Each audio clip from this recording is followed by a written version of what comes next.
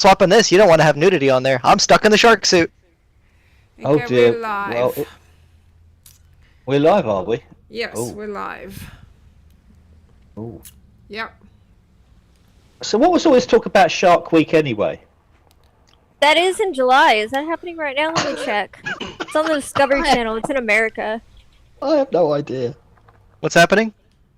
Shark Week, mate. That's what you're dressed up for, isn't it? Kicks off July 20th, so it's not just yet.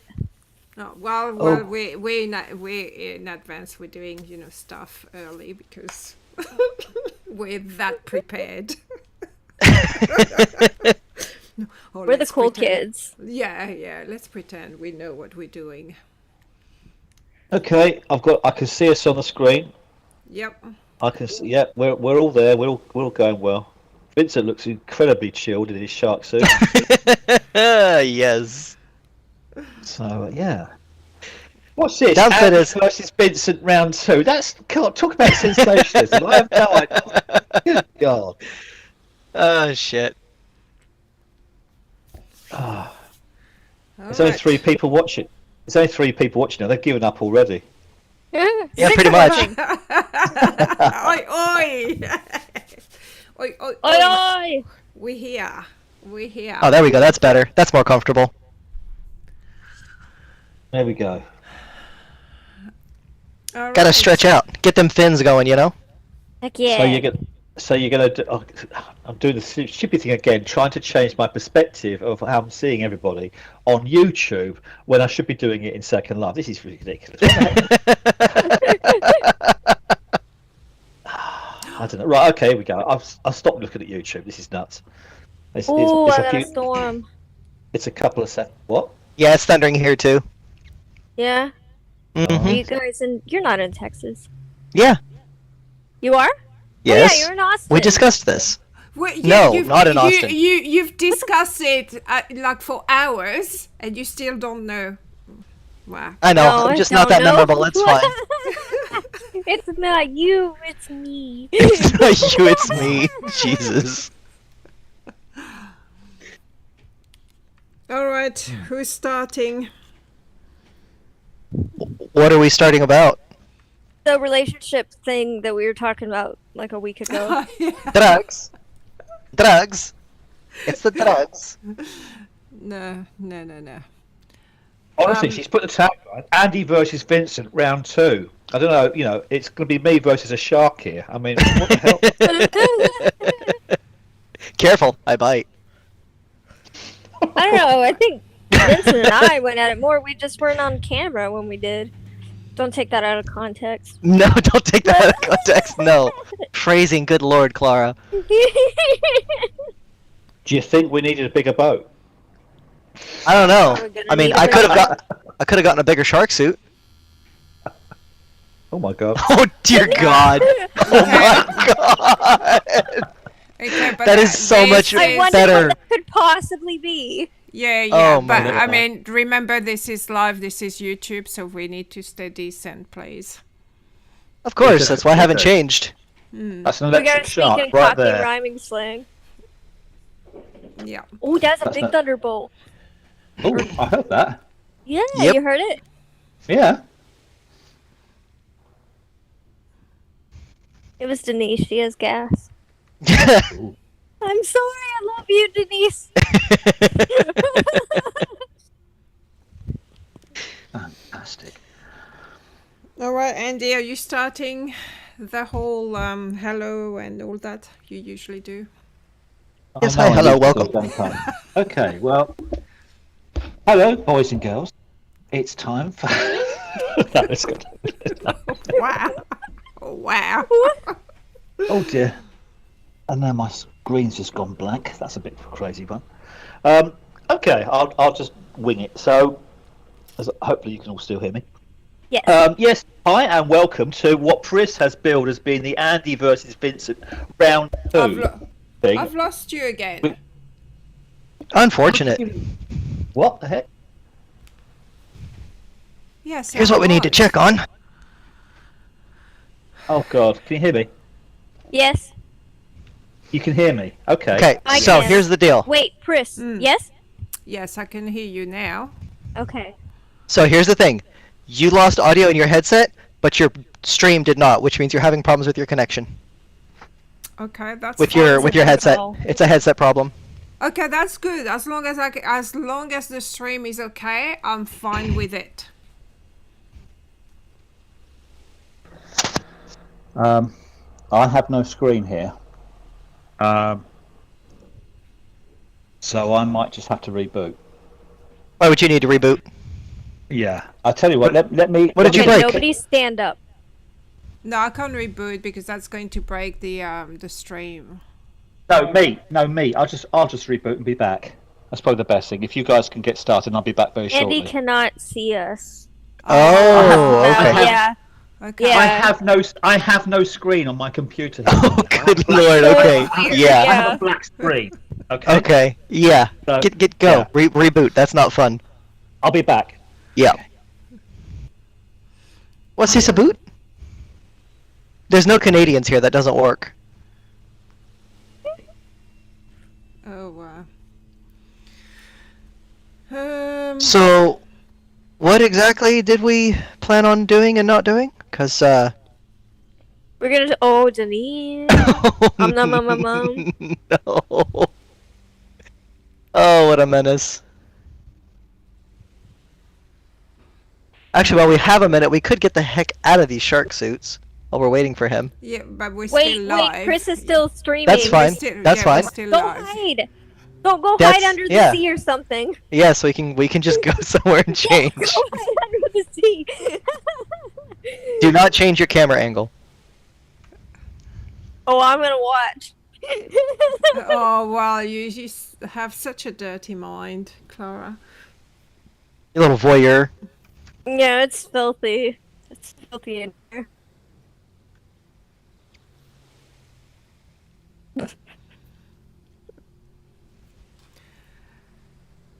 Logo hide almost forgot I under the have- sea. Hello, Jennifer. Oh, there is a lag. Yeah, there's Yeah, give it Oh, a s- go drown. yeah. It's okay. There's not There's- that much of a lag. There's Well, it's not too bad. though. Yeah.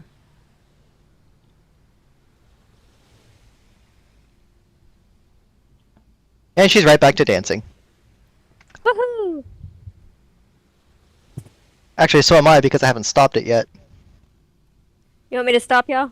Yeah, probably a good idea.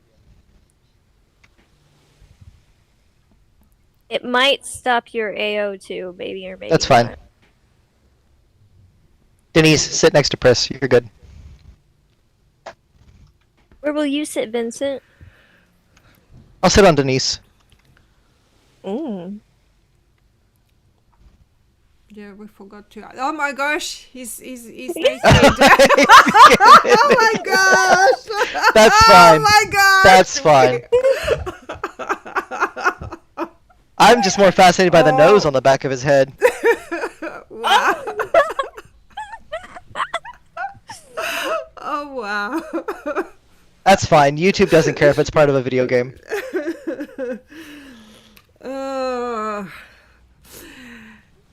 Every time we do a stream, there's always something.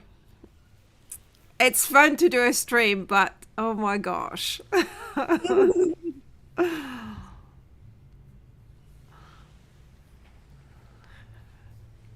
Oh my gosh, Jennifer. Oh yeah, we got to get Andy back in the conference. Oh, yep. Oh, Oh, it says he's here. Nice. Andy. Andy! Join the conference. Join the conference. What is happening? What did you do to me? No, stop it. I did it. Okay, wait. Stop it. I'll stop it. Stop I it. didn't do it. What did you do, Clara? I definitely didn't Can kick you you out of work. I please- did Sam it. Hain. Andy, What we need the hell? Andy in the conference. Okay. Oh goodness. You are. Oh, Breaking maybe down not. bussin' style. No, he wouldn't be because he logged off. There. I've re-invited you, Andy. He doesn't know. He can't hear us. You're just happy to catch us live. Oh, I think you should be scared to catch us live. Oh, At least it's not Cards Against Philip. At least it's not Cards Against Philip.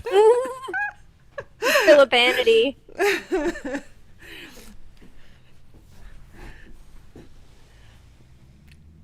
Is there anything you want us to talk about, Jennifer? 'Cause otherwise Relationships. we'll be talking I'm not about... Jennifer.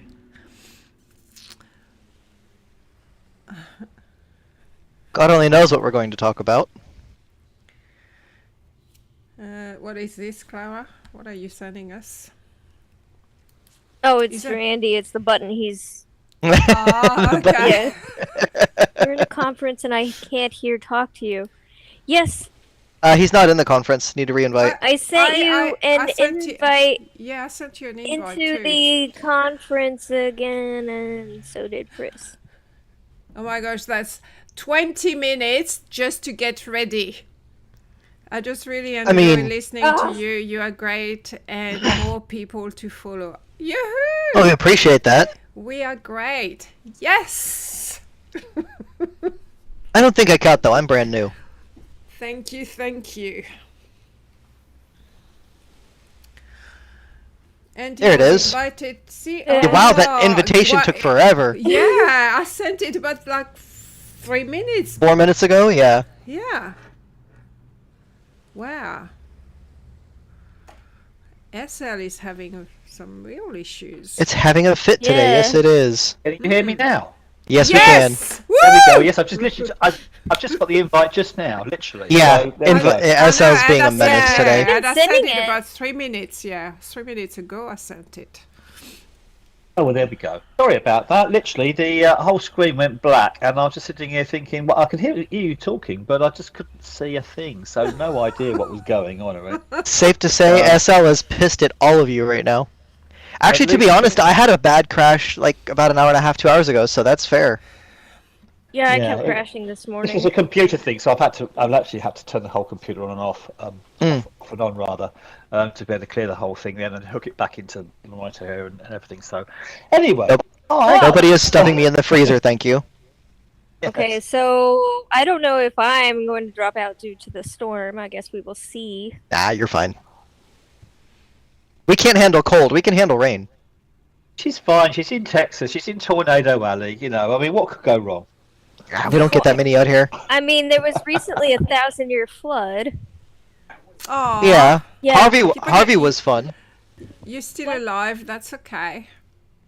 Hang on a minute. How can you have 1,000-year flood in Texas when Texas hadn't had people in it about like sort of 300 years ago?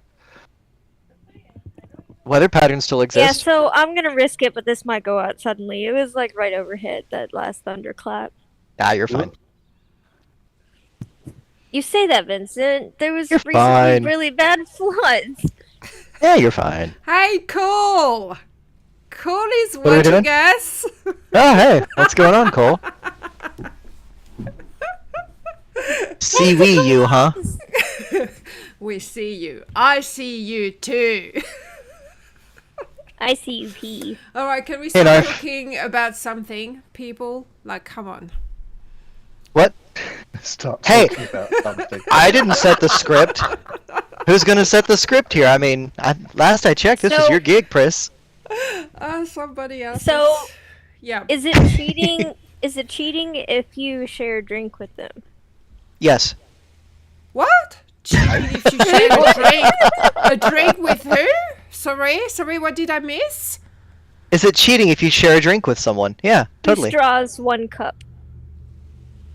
I mean, your saliva is meeting by proxy, so you know.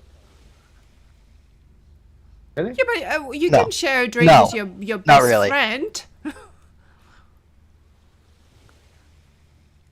Oh, and he's in the YouTube, Denise. Huh? Denise was asking where Mr. Tentacles is. Oh, he's on, yeah, watching us on YouTube. I mean, you could have joined us, Cole. We're fine too. 2 straws, 1 cup. God. Okay.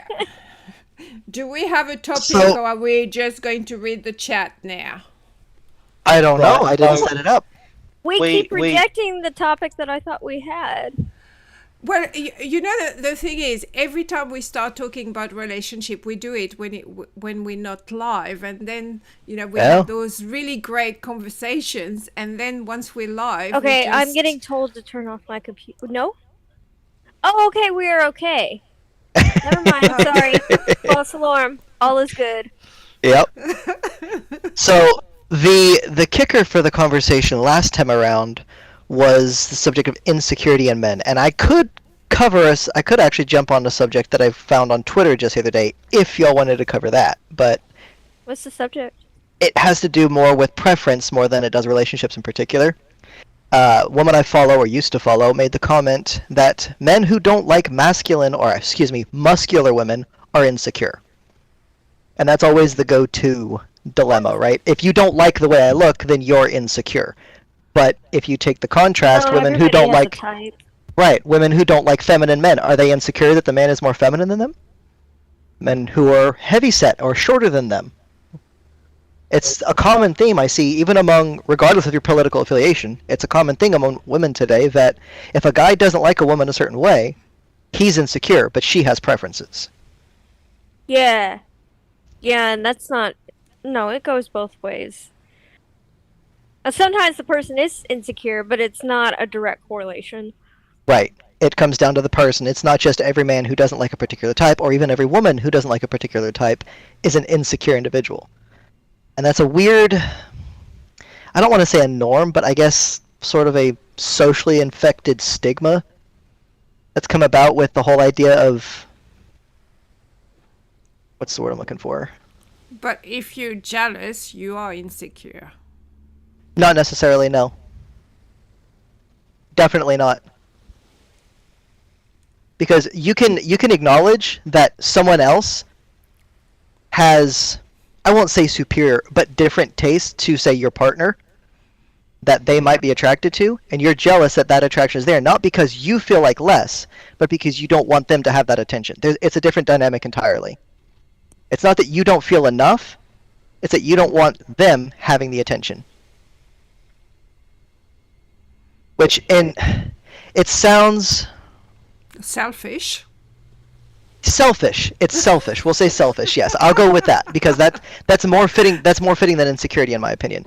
Because there's nothing wrong with someone else having a different, not even necessarily an aesthetic, but a personality attraction, right? You have someone who's more outgoing or more playful. You're not necessarily not liking yourself because that's not who you are, but that's just not who you are. Yeah.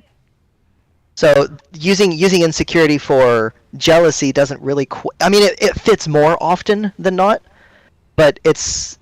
Oh, jealousy. It's still not universal. I think it is correlated, though. It is totally correlated. Okay. Why else would you be jealous? Mm-hmm. If you don't. It's not necessarily because it's not necessarily because you feel insecure. But Andy, go ahead.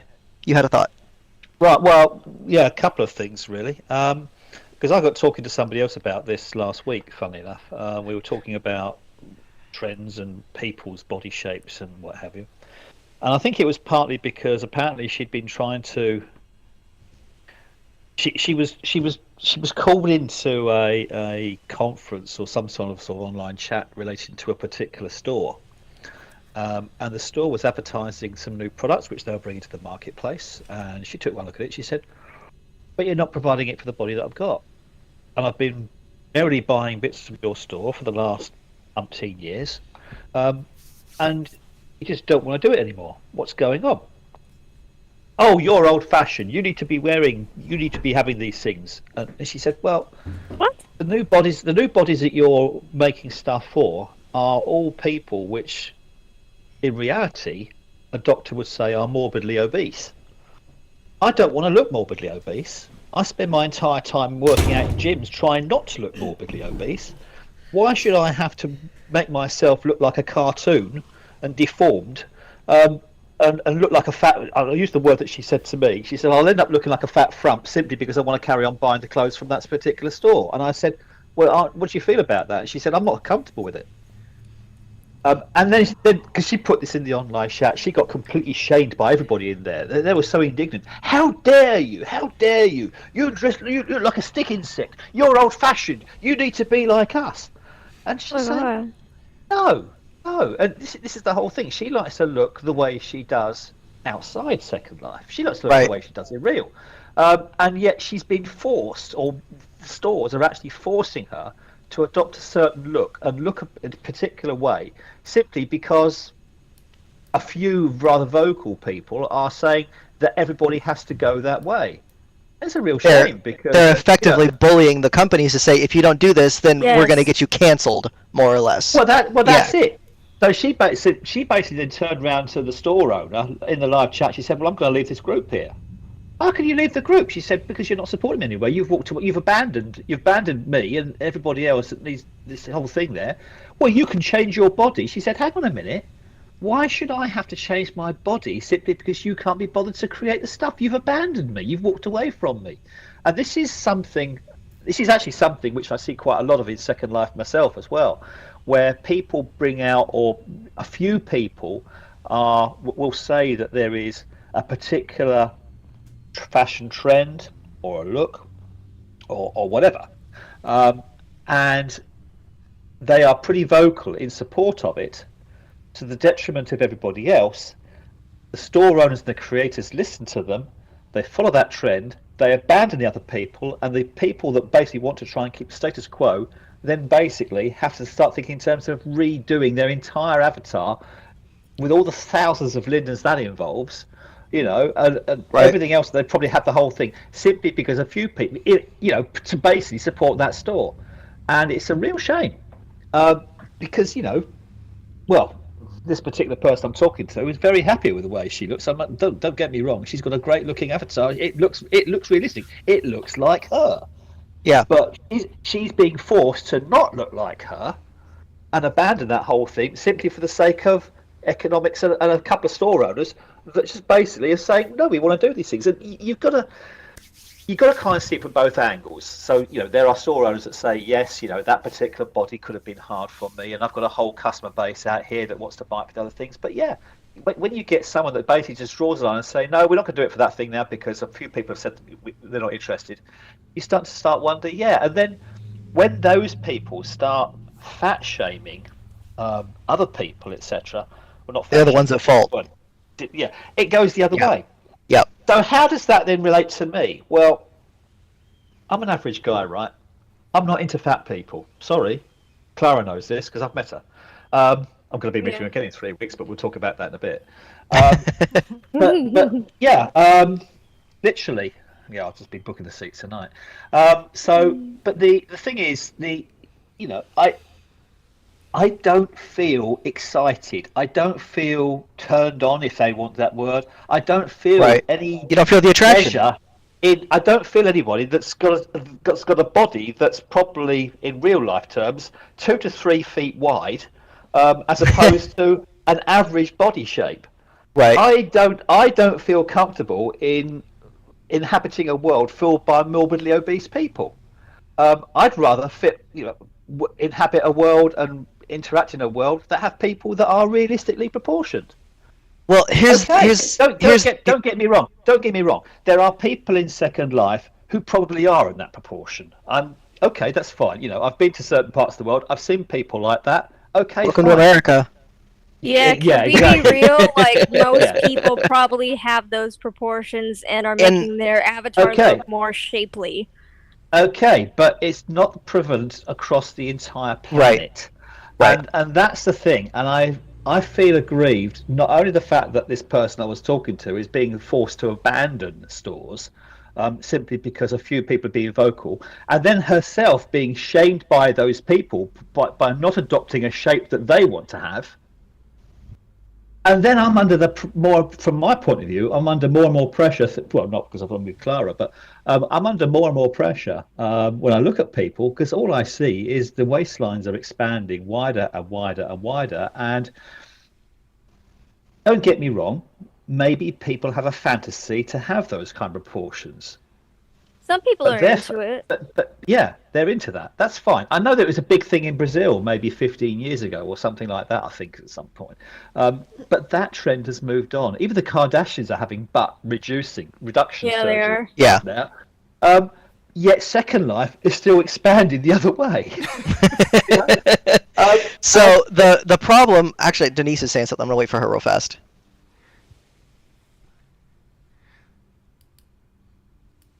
And that's right. Now, if people's insecurity is really something to deal with, yes. Yeah.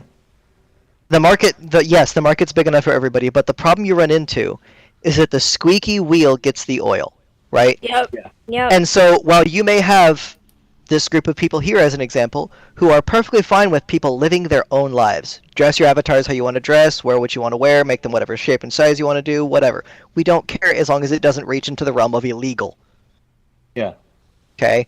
But the problem we face is that those people who demand acceptance and not just compliance but conforming ideals, they have a certain, and this is prevalent in the dating pools too, to keep things kind of sort of relevant, they have a certain hive-minded fanaticism to such things as body positivity or gender acceptance, and it's an issue where it's no longer about what an individual finds acceptable, but what the masses demand is acceptable.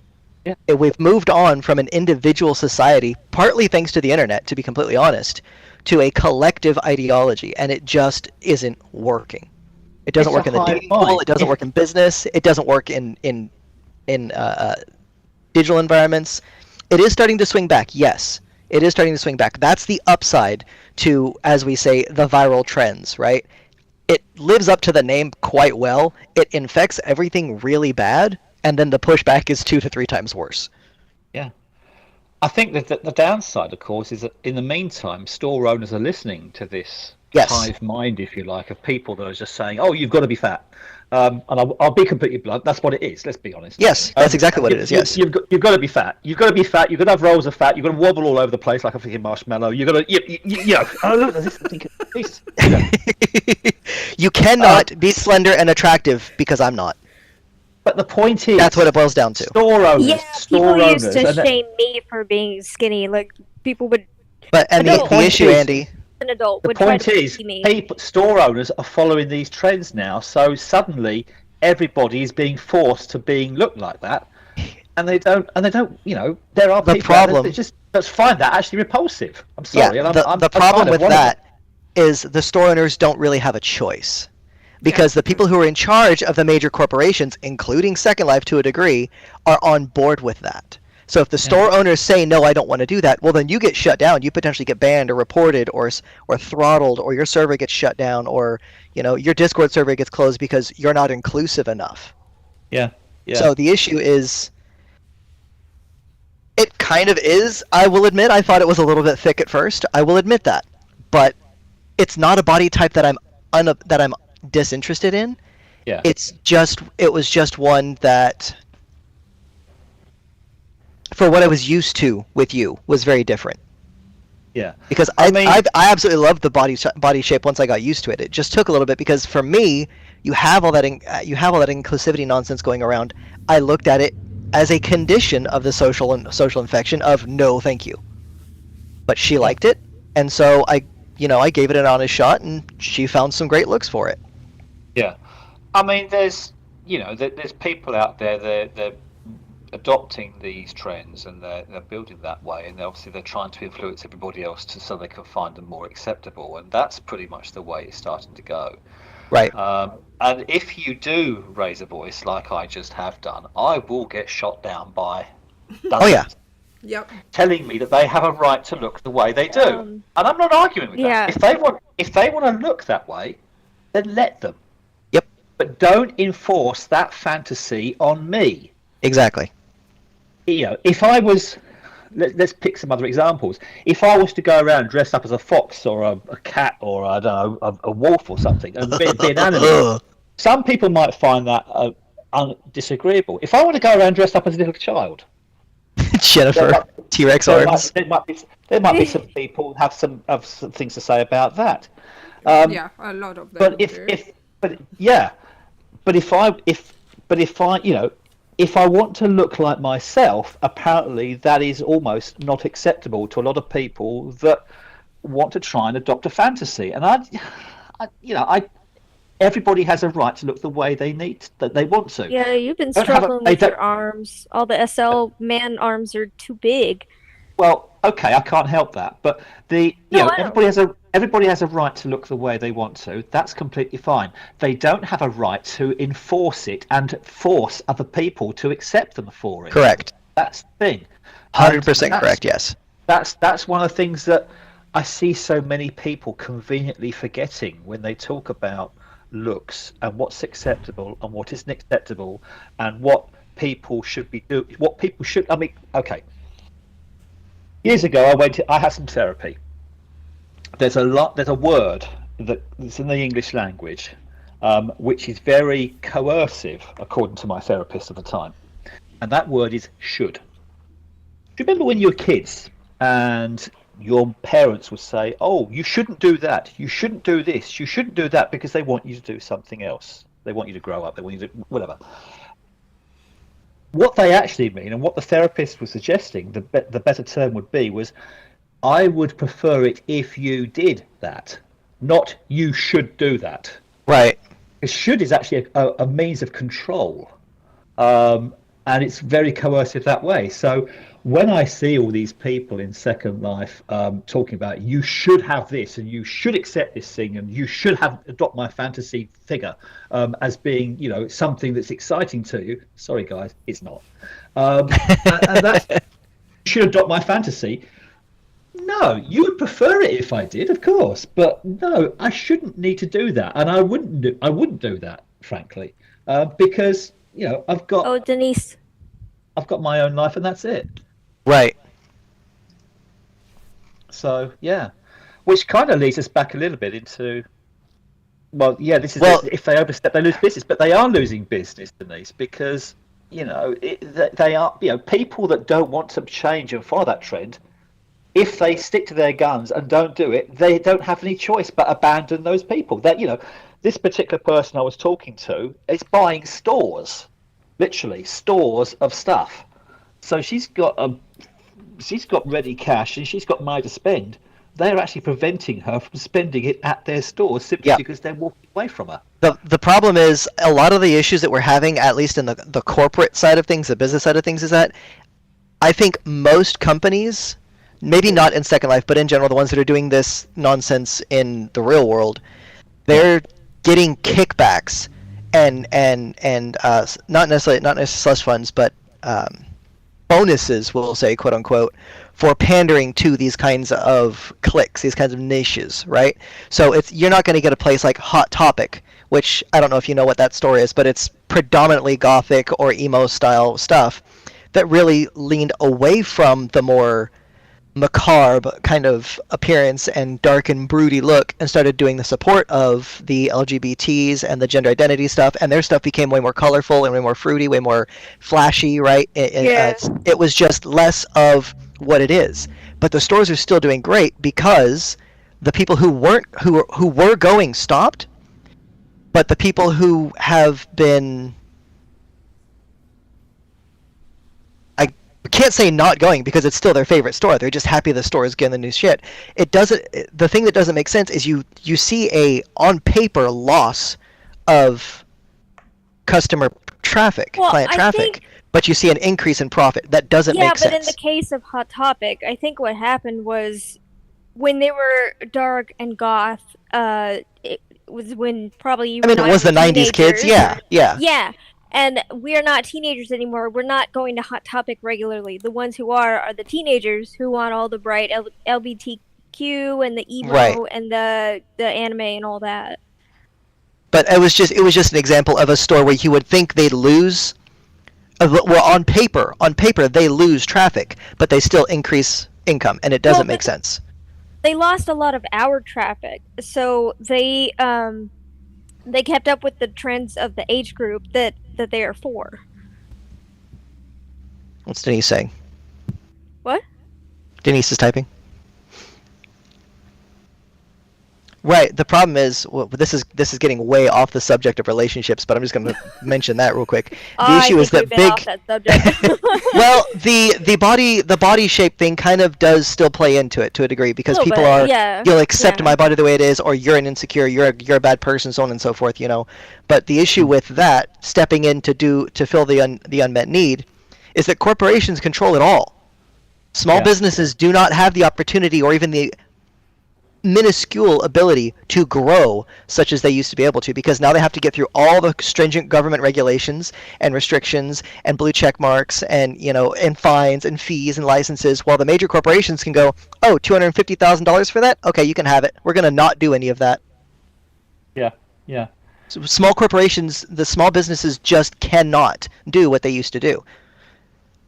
But he works in the music business on types of music that's promoted more than others, things like that. But getting back onto the relationship side of it, you know, it's a real shame that I'm almost being forced to accept people who are not what I would find acceptable. Yeah, you're being. If you want to stay in what you're doing, where you're at, if you don't want to be ostracized from society, you will conform. Because the loudest voices, despite not being the majority, are just that damn loud. Yeah, and that's a real shame for me. So let's bring this right back on topic, because sitting alongside me is Clara.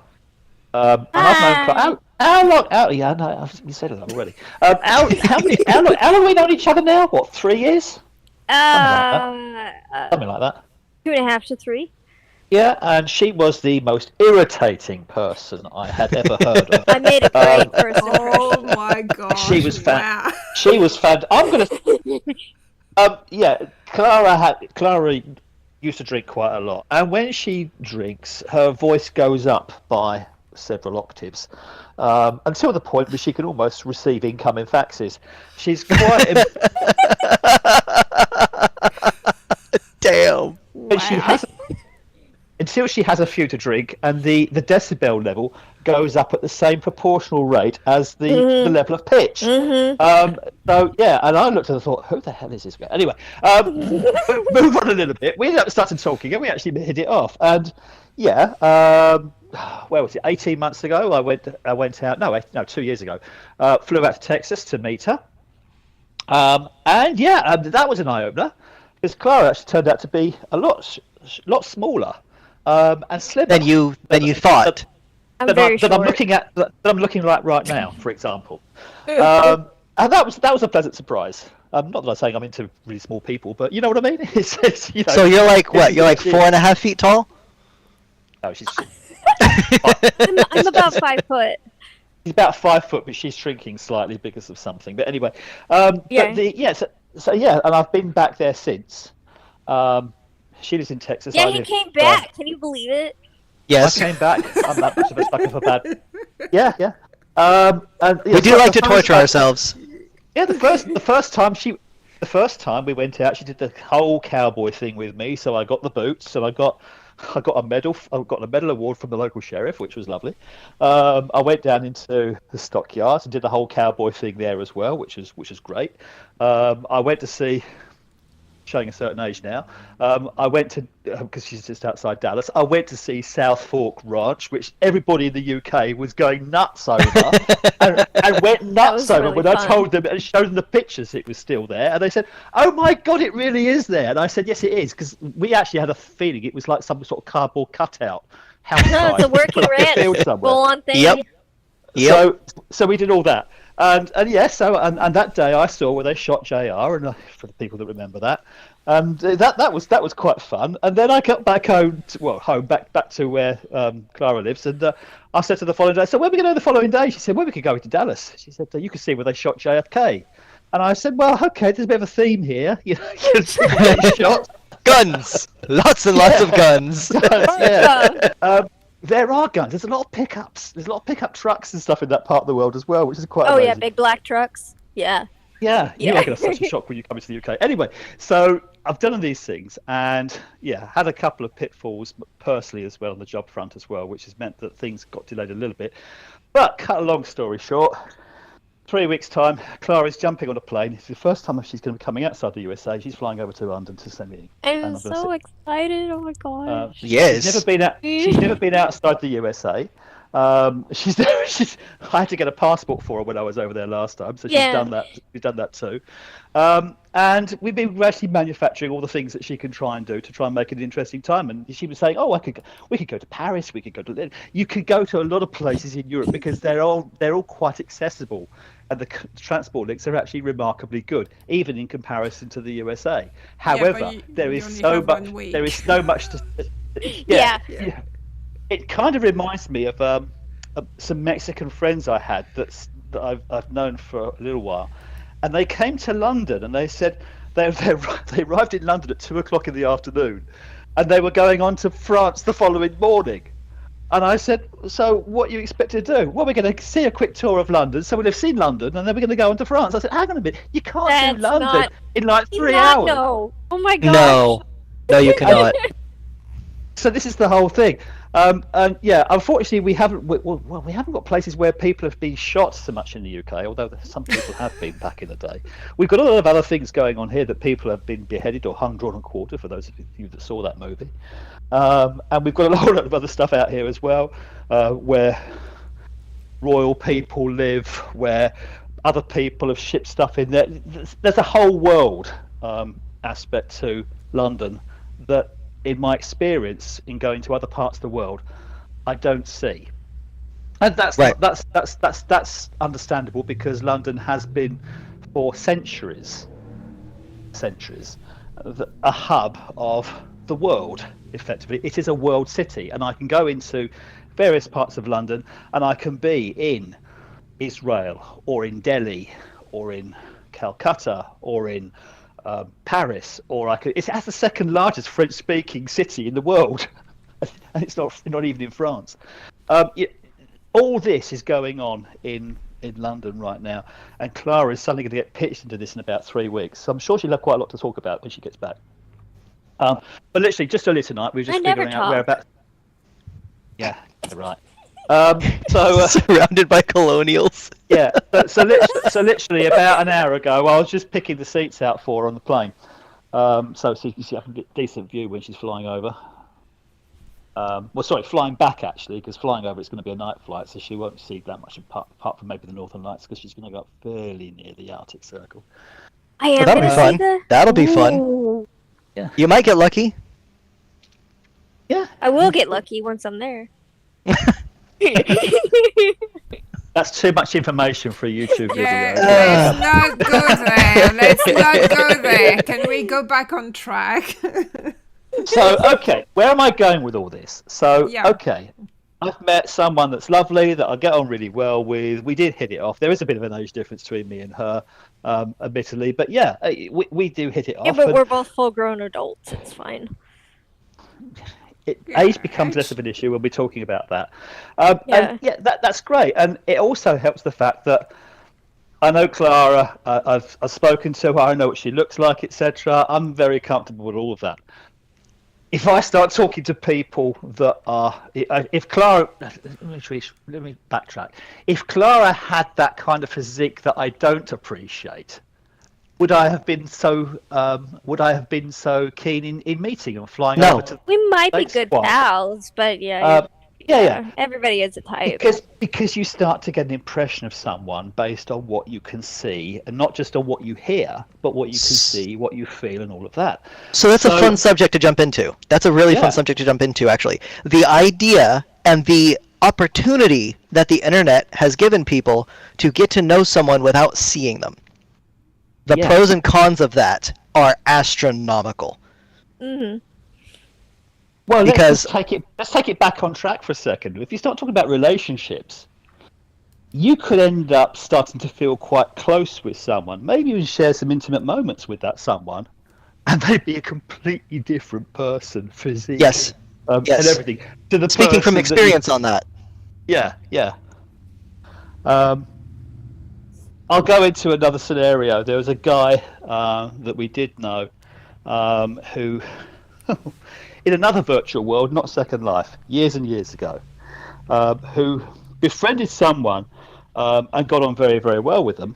I won't go into the whole schematics of who and where and what was going on, but basically she had a remarkable resemblance to a rather young Jennifer Aniston, and she said that she was like this was an actress in Southern California, but she lived in New Jersey.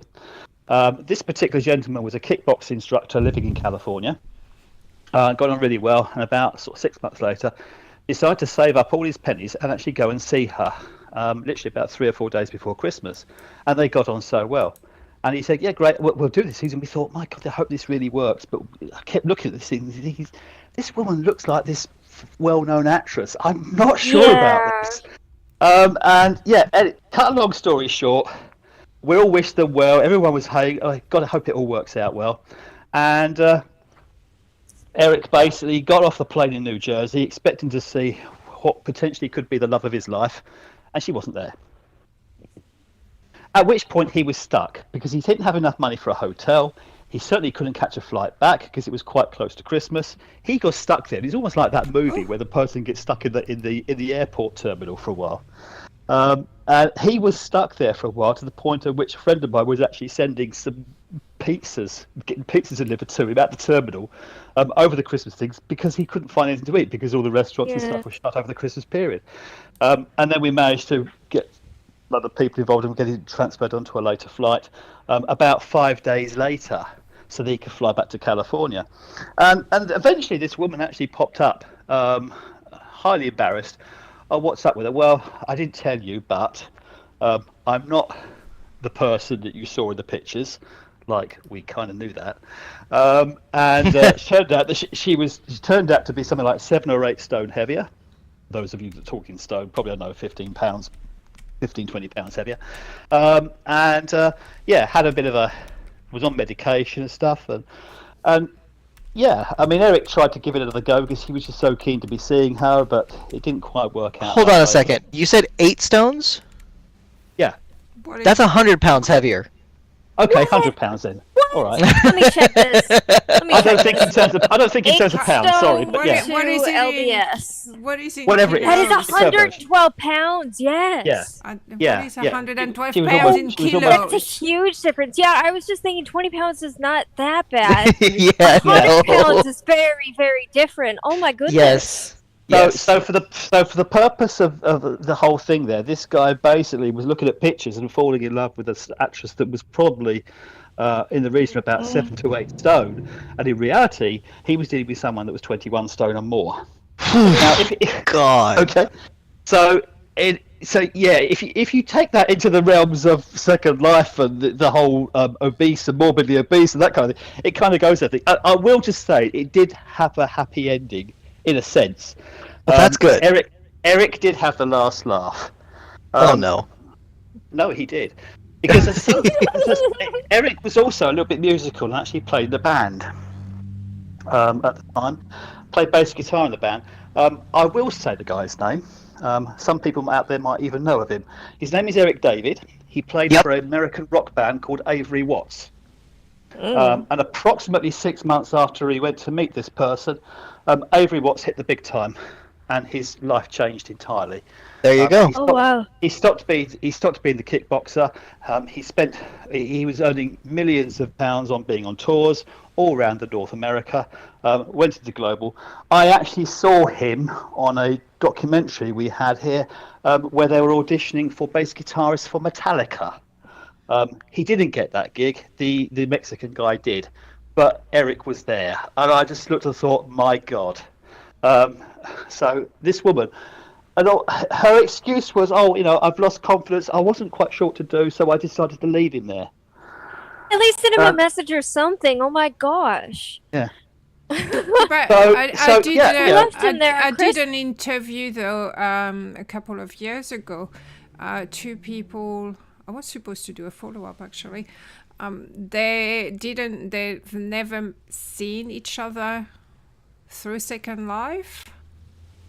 Like they were talking, dating for 2 years. Yeah, 2 years, I'm pretty sure.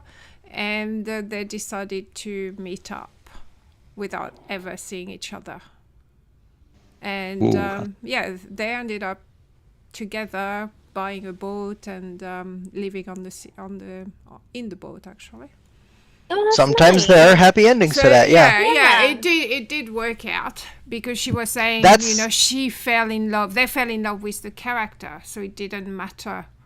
So that's the duality of the internet relationship, right? The internet beginning relationship is every so often you come across a connection that is so genuine that the physical doesn't matter as much. It still matters to a degree, but what people often find, at least what I've noticed with people, is that a lot of times their insecure selves that look for a connection via Second Life or World of Warcraft or whatever other medium where they're trying to interact with people is, the lack of self-confidence they have kind of goes away when they don't have to worry about their physical persona, their physical existence, and it can help. It helped a friend of mine motivate themselves when they find someone who loves them for who they are, not how they look, to better themselves.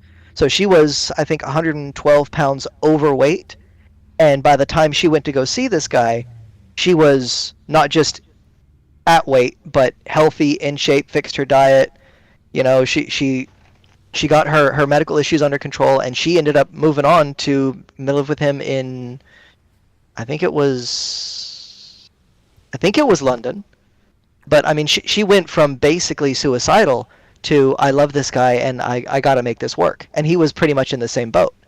So there's issues where people say, like, I'll say older generations, my parents, they don't agree that you can meet someone online and form any form of meaningful relationship. They're not real. That's only true when you don't have a connection such as we have right now. If you can't hear their voice and it's only ever text is the only time that's true. That you can't trust who that person is because you can't hear their personality, you can't hear their voice inflections, you can't hear their responses, you can't hear any form of humanity in who you're speaking with. Yeah, Andy and I have been video calling since early on. Right, and that makes a huge difference too. I'll be the first to admit that early on, I dove headlong into relationships. As a teenager, I was very socially awkward. I was very unpopular. And it wasn't by choice. It was simply because I didn't mesh with the rest of society. I wasn't a follower, right? I always spoke my mind. I didn't put up with people's bullshit. And I wasn't necessarily the most attractive person.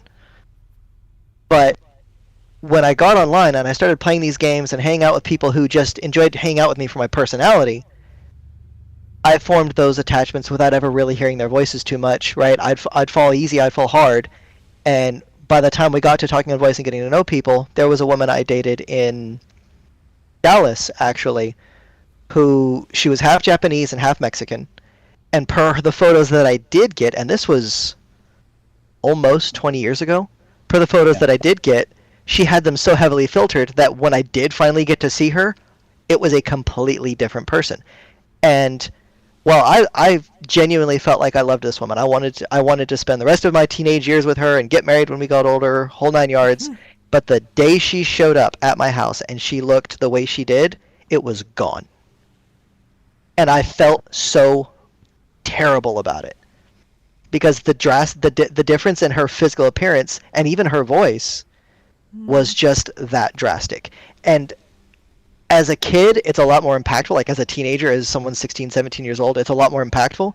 But the idea that I didn't feel anything, which is what a lot of people tried to claim at the time, I didn't really love her, I didn't really care about her, was complete and total bullshit. Because up until the point that I realized I was lied to, it was all real.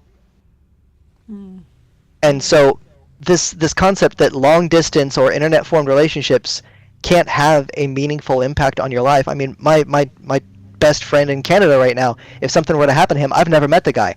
I'd be in Canada first thing tomorrow.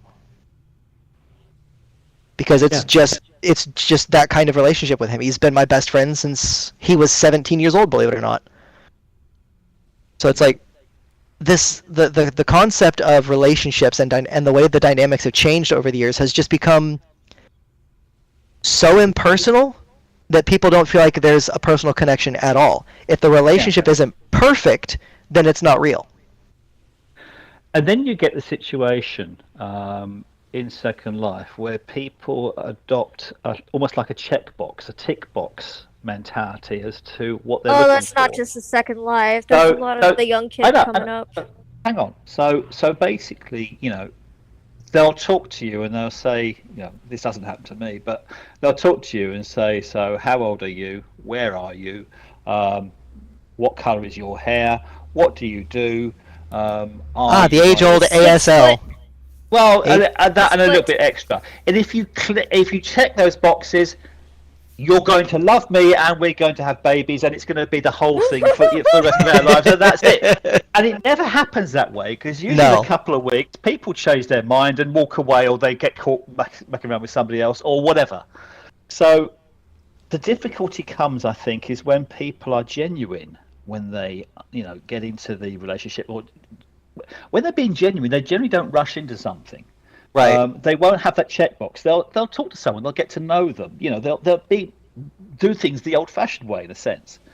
But then you get the people that are not like that go for the look, if you want to call it that, right, and go for that criteria. And if you check those boxes in that thing, then they are automatically going to love you, and it's all going to happen, and there's going to be a wedding and everything else, and it all kicks off, and it's great and hunky-dory for a couple of days until they suddenly realise, no, I want to do something else, or one of the other guys is pissed off and gone. The reason why they go that way is because those are the people that see Second Life as a game.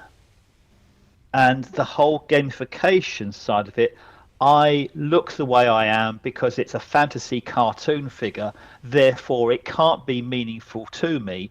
Therefore, when I'm talking to somebody else as this cartoon character, I'll adopt that persona, I'll put that persona onto somebody else, and it'll be fine for a couple of days, and then I'll change the game, I'll go off to somebody else, because there's lots of other people out there, right? And eventually you get a reputation for doing that stuff, and no one wants to come near you, or if they do, that's the point at which you create an alt and you start all over again. And that's a vicious circle of things that happen in virtual worlds, and the relationships and the ability to be genuine and be a normal, rational, decent, respectable person, or someone that's just playing you for a sucker and playing you as a game. Yeah. So I met Denise's my comment. Ex-boyfriend on Plurk. We were friends. We started as a friendship. So we started talking. Then we started Skype. That was back in 2008. Then we. Hey, that shut down. Yeah, I know. All the memories. I know. And then Xbox, and because he was in the US, I just didn't think of a relationship. We were just best mates. And when I traveled to the USA, probably 6 months later, I went to the US and I met him, and I saw him like literally walking out of the plane, and I saw him and I thought, oh my gosh, this is it. And we ended up dating for 2 years. Like I traveled back and forth to the US for 2 years. Yes, ICQ and AOL, yep. But yeah, we met on Plurk. The prevalence of hookup culture today, actually, that's a good subject. That's a fun subject for me personally, because the idea of the quick and instant satisfaction or gratification isn't necessarily something, in my personal opinion, that stems from hypersexuality, despite society being so hypersexualized. I'm going to piss some people off here in a second. When women were introduced to the workforce, and the idea of focused relationships and individual relationships shifted from the traditional relationship style of man and woman to man and woman and woman's boss, the idea, the need for personal connection, for not just sexual satisfaction but emotional satisfaction, is what grew in those social circles where, say, a woman is out, or even a man, even a man, they're out in a business venture and they're meeting with men and women who work together. They spend all their days together, right? All day, every day at work, all day, every day. They're dealing with the same stresses, the same annoyances, whatever. It introduced a different kind of, dare I say, courtship that doesn't really serve for the longevity, because those two people are still answering, in particular. Well, yes, that too. But even before that, when the workforce became so bidimensional, I guess, instead of unidimensional, it it became an environment where men and women were interacting in a more, I dare say, a more personal way. You're sitting next to the same person every single day for 8 hours a day. Then you go home to who's supposed to be your wife or your girlfriend or whatever, and you're so tired, you just go to bed and you pass out. You spend more time with someone else whom you can't then spend the rest of your time with. I personally think, and I could very well be wrong on that, that the hookup culture itself didn't start from the youth being all rebellious and mischievous and all that. It started when the workforce became a co-ed. No, A because co-ed it was around environment. with the beatniks in the 50s. But it wasn't. Well, that's women in the workforce, and I'm not saying women are the problem. I'm saying Women the environment were not really changed. in the workforce at all in the 50s. A little bit in the 40s because it was wartime, but once that was done, they went right back to the the kitchen, and that was supposed to be their place. So Back here's the then, thing. I don't agree with it, blah blah blah, but yeah, that's how it was back then. So here's the thing. Clara's going to have an absolute shock of her life when she comes over to London in 3 weeks' time, because she's going to discover the entire culture of this country is that of tolerance and respect, to the point at which women have equal rights as men. Well, they do here too. Yeah. Well, okay. They have more here, actually. Let's Little bit. Let's just think about that for a second. If I go and if I talk to people in Second Life, if I talk to men in Second Life, they're very, what's the word? Masculine. They're very macho. I have my woman. It's almost like watching a cowboy Western movies. They dominate the women because the women are seen almost like a property thing. And there are a lot of women, I think, out there in Second Life that are quite happy to take that. Maybe because the guy's buying lots of clothes or whatever. I don't know. But anyway, so you get that. Now, if you come over to the UK, for example, particularly UK, there has been so many drives for equal rights that, as Vincent was saying, actually, it is almost the point that women actually have more rights than men. When I was a kid, men used to go around. You go out with the lads for a night, you have a few drinks down the pub or something, you end up in a club somewhere, you pull a girl, that was the way you do it. We call it pulling at the time. So yes. You have that. Now, the guys go out, they meet up, they go down the pub, they get a bit wrecked and stuff, they go into a club, and there are gangs of women going round chasing after the men. Yes. And the whole dynamic has changed, and the men can't argue and do the domination thing because the law of this country says they're not allowed to. Now, if you put that back into America or Latin America particularly, or another Latin country, Spain, Italy, for example, you'll find it's the other way. So I think Clara's going to have a bit of a surprise when she comes over to London in a few weeks' time and realises just how much this country is, how perceptions and the way I'm things are in really this country are. confused. What situations are we going to be in where people are picking up chicks? How can you? So yes, what Denise is talking about. How can you be confused on it? I'm talking in Just terms of explain how I'm perceptions. confused. So there's a very.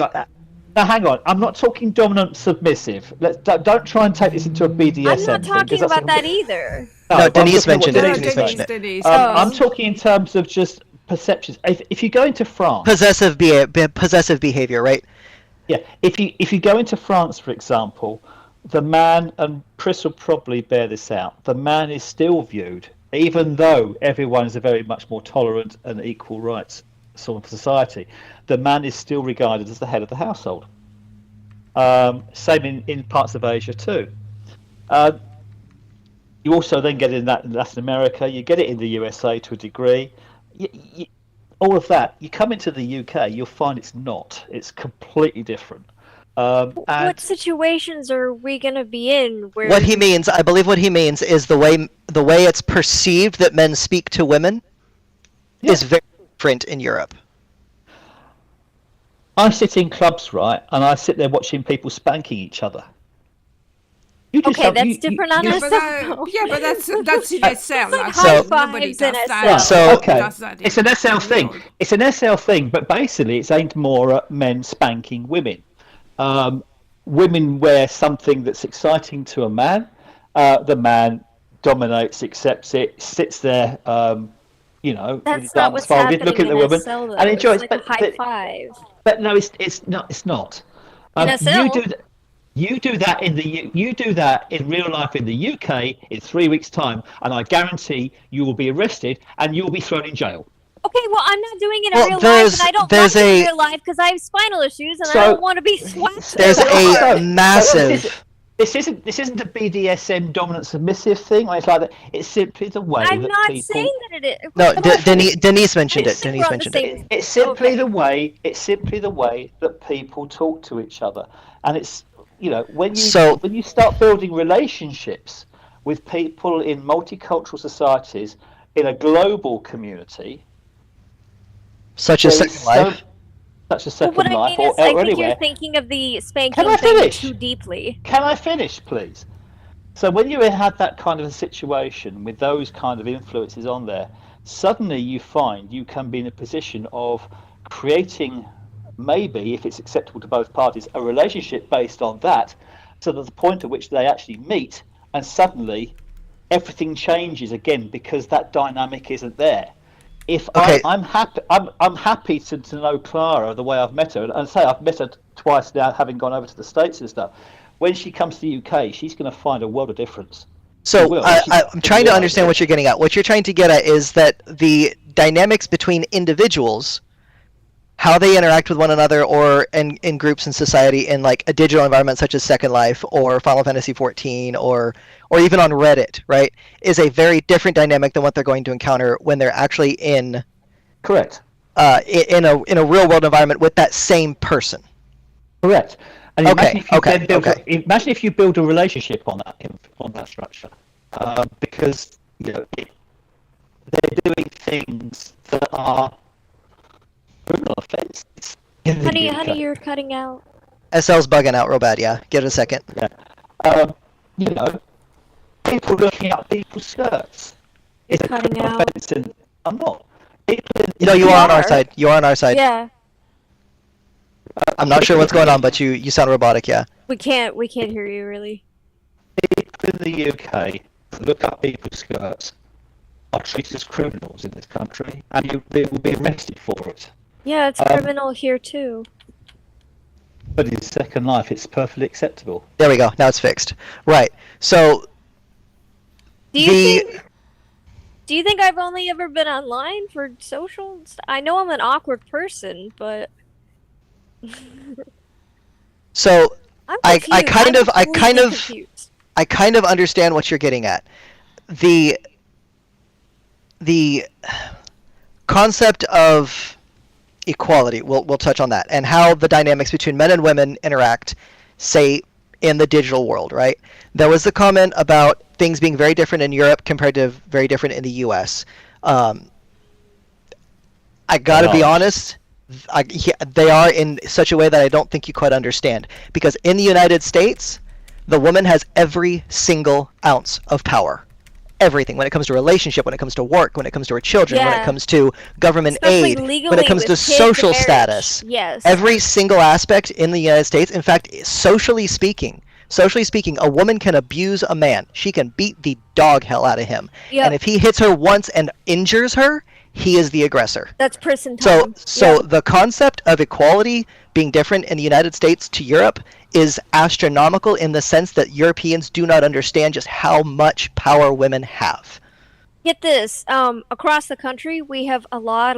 This is almost gonna sound controversial. We have a lot of battered women's shelters, which we need. These are good things. Yes, it happens. But there's yes. only like one men's shelter because it's not really taken seriously, but it really happens. And I had this conversation with someone just a couple of weeks ago regarding how abuse is viewed between men and women. And their rationale was that because men are more damaging when they retaliate, that they are the more abusive species. Men might be inherently stronger more often. That is the issue. Yes, it's not necessarily that men are more abusive. It's that when they are, it's more damaging and completely acknowledged. No disagreement there whatsoever. But women are completely capable of violence as well. The concept, the example that I gave a couple days ago actually was a woman is beating on her husband as hard as she can. She's flailing, she's punching him in the chest, she's hitting him, hammer fisting him in the face, whatever, right? A couple of bruises what he gets. He retaliates and smacks her, and he breaks her jaw. Yeah. He didn't even he just retaliated to her abusing him. This was an incident that I've personally bore witness to. Much as he was the one who got. He's in trouble. He was the one that got in trouble, even though he had the bruising on his chest and his face. He injured her more severely, and he faced the consequences. Mm-hmm. And that is the reality of the dynamic between men and women in law and social standards throughout the United States. So when I hear the subject of equality and the difference of dynamics, I'm going to completely and vehemently disagree with you on that, because I live in the United States and I know how hamstringed not just men but society in general is in regards to giving women all of the benefit. So what she's going to see when she comes to Europe will be, I'll be completely frank, it will be less men fighting against it, which isn't necessarily a bad thing, because you can get severe amounts of aggression as a response. Also, this is more of a social grassroots people around me thing, way more that than what's happening in the world. But about 10 years ago, November 19th is Men's Rights Day, or it's International Men's Day. And I made a post about it with like a statistic. I don't remember what it was now. It was 10 years ago. But, oh my God, it was probably my most popular post ever. Like, people went on and on and on. One or two girls, like, ended up, like, unfriending me and stuff. And, like, people were acting like I needed to be canceled. And it's like, no, like, women need programs and help and respect. And we have a lot of it. We will always need more. But men are pretty much just getting ignored. We're not invincible. That's the reality. Right. You're not going to get a man being severely injured by a woman as often unless she uses something dangerous or deadly. That's true. Won't argue that ever. But that doesn't negate the fact that the abuse exists. Whether it's emotional abuse, whether it's physical abuse, whether it's threatening to take a man's children. And yes, that's exactly it. We can't speak out about it because we emasculate ourselves. The guys in our lives may shame us for putting up with it. And on top of that, the law itself will say, no, that's just not true. She can't hurt you. Men are laughed at when they are raped, and a man can be raped by a woman. Oh, was that a bad word, Chris? I'm sorry. Yes, that is a bad word, but it's fine. About it's YouTube. Fine. That's all right. Yeah, YouTube's finicky about that. Yeah, it's women deserve respect and kindness, and we deserve to be seen as equals. The thing is, we largely are, and men get the shaft so much more than women. The conquest for equality was great. Absolutely, 100%. Women were treated like crap in history. I acknowledge that. But what it has become... We're still not all the way there. We're still not all the way to quote-unquote equality. There are some ways that women are still treated lesser, but largely now... But as far as society and law is concerned, as far as society as a whole and law is concerned, women are at the peak. It went from... I would say almost the peak, but yeah. They're above men in that regard. Well, okay, hang on. Women are above men in that regard. There are these special groups who are protected who stand above women. I will give you that. Protected classes stand above women. I'll give you that. But it went from, and I understand the intent was, it was well intended, right? The movement for women's rights and equalizing relationships and not having women be owned by their men, because the abuse was bad. And in the 70s, yes, it was needed. It moved from a movement for equality to a movement of superiority and retaliatory suppression.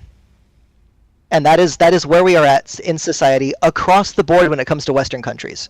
Whether it's the United States or Western Europe, it doesn't matter. That's where we're at across the board. Denise is typing.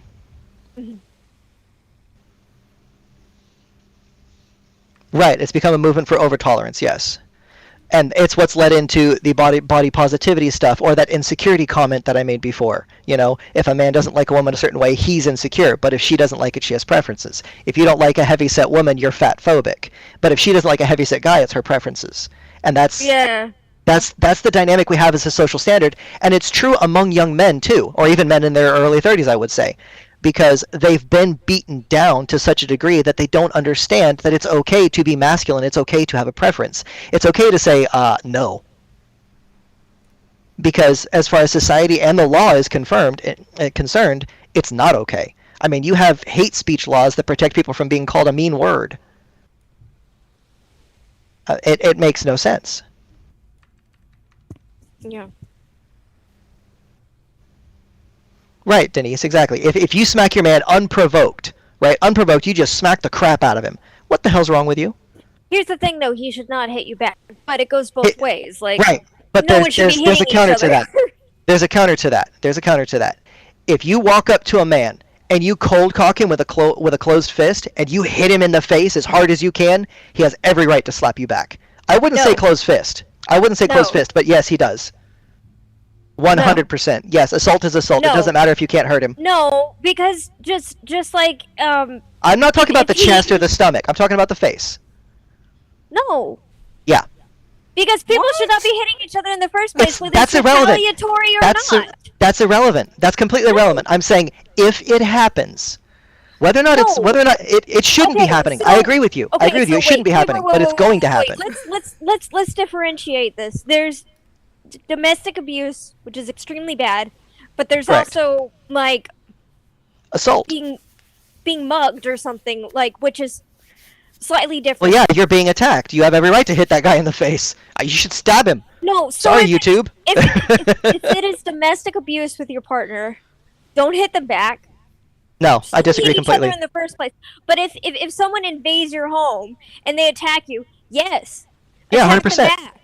You don't 100%. Know the stranger; they've come at you with violence. But I'm going to tell you right now, if I'm married and my wife hits me in the face with a closed fist, yes, I'm going to slap her. No. 100%. 100%. She's not going to bow up to me like she's a man and not face the consequences. If Andy were to hit me, I'm not hitting him back. That's a mistake. Walking the hell away. No, it's not a mistake. Well, it's don't hit each other. That's irrelevant. That's like saying don't fuck up. That's like saying don't fuck up. We would love it if nobody fucked up. No, it's the exact same thing.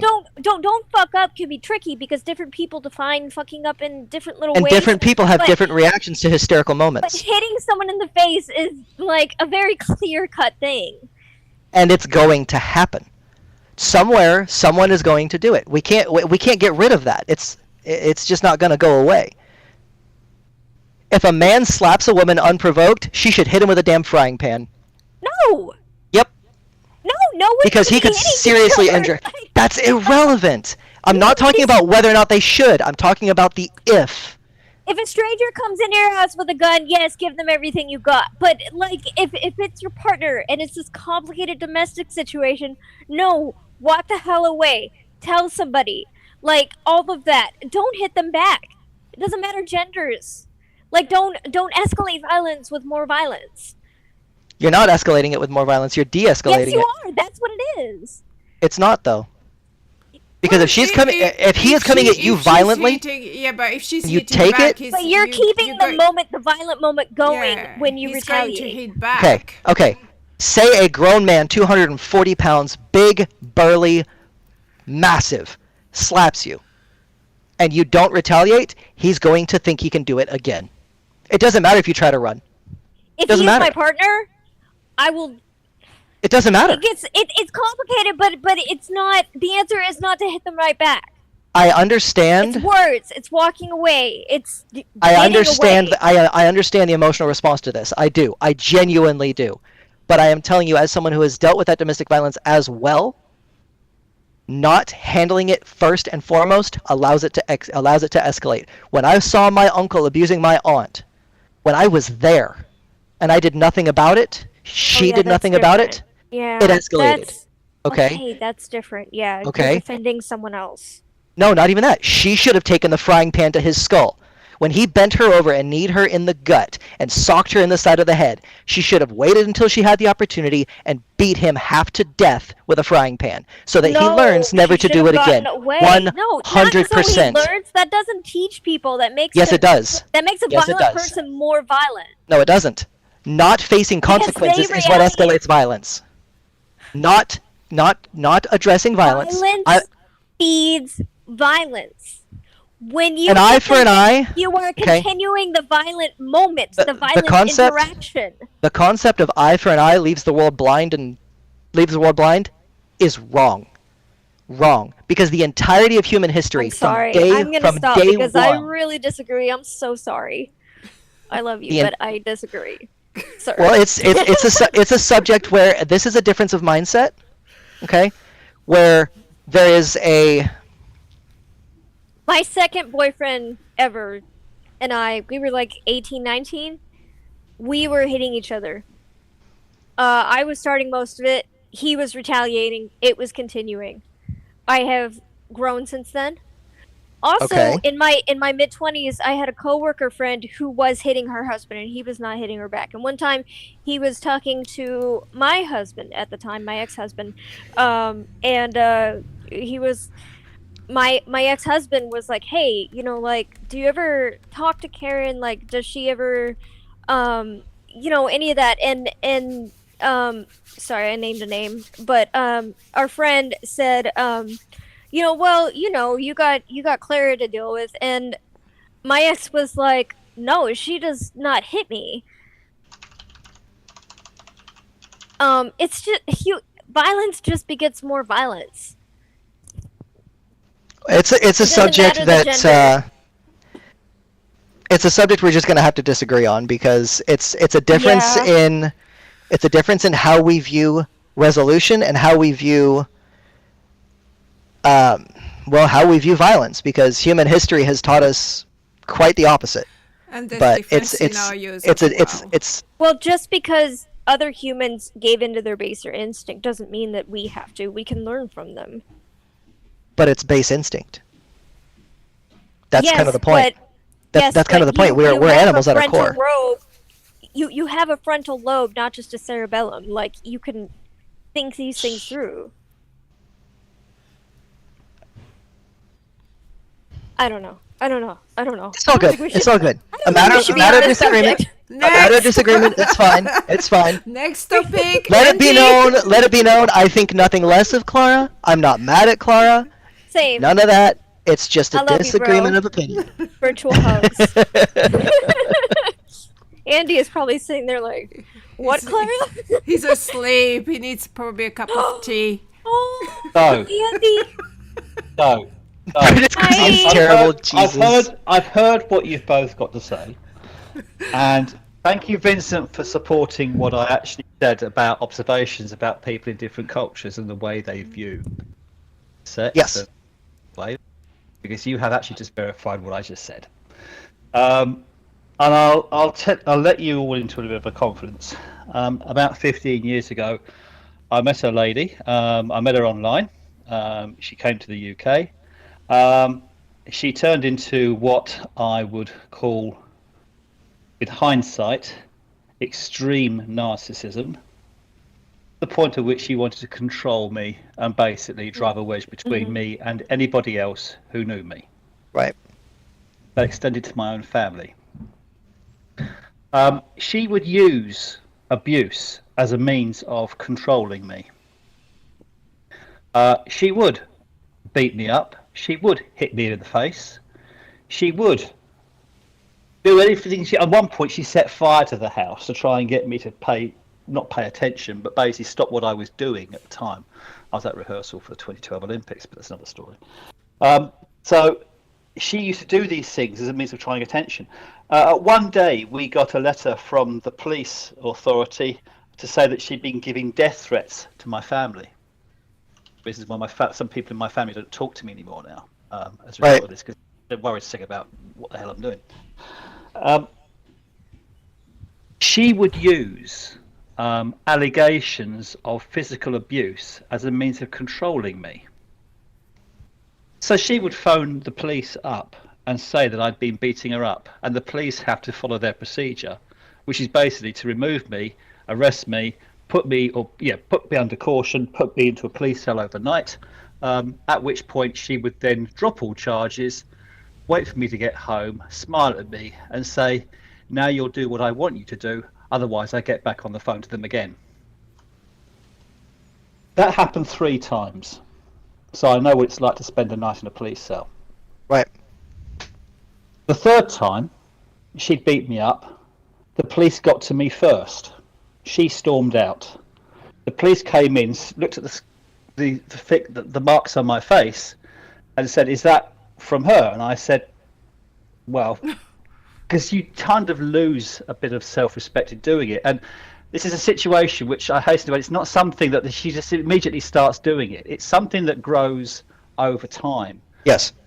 So you get in that situation, and when she was in good mood, she was brilliant. She's probably one of the best women in the world. When she'd had a drink, when she'd had a drink, and she when she had a drink, basically she turned into somebody else entirely. Right.